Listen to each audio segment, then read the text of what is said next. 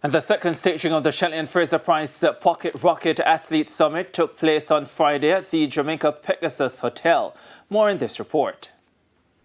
The legendary sprinter Fraser-Pryce created an atmosphere of diverse information for the room full of attentive participants. There were presentations from Dr. Neil Gardner, an Olympian from the 1996 Atlanta Games and former outstanding student athlete from Wolmer's Boys, noted sports psychologist Dr. Olivia Rose, and medical doctors Imamu Tomlinson and Maureen Bell. Executive Director at the Pocket Rocket Foundation, Dr. Jermaine McAlpin, explained the role the foundation has played since its inception.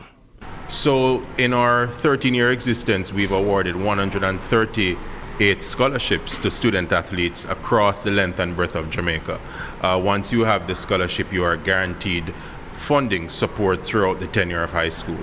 So that includes books, expenses, transportation, tuition, auxiliary fees, etc.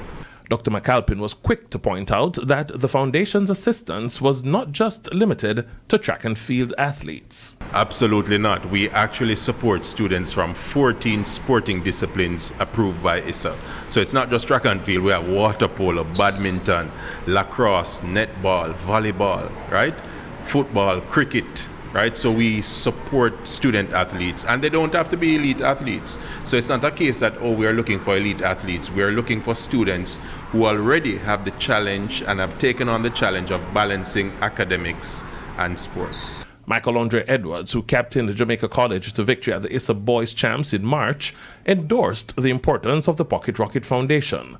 Edwards was grateful for the role the foundation played in his early development. It's a great feeling. I'm grateful for the foundation because I'm a recipient of the scholarship, so they help me financially and just psychologically and psychosocially as well. So I'm just glad to be here and represent and show my gratitude for them by attending here, and I can gain opportunities to learn and network with other people. So, yeah. In terms of other student athletes looking to another past recipient of the scholarship through the foundation, Akira Graham from St. Andrew High School for Girls, was equally appreciative for the assistance she received.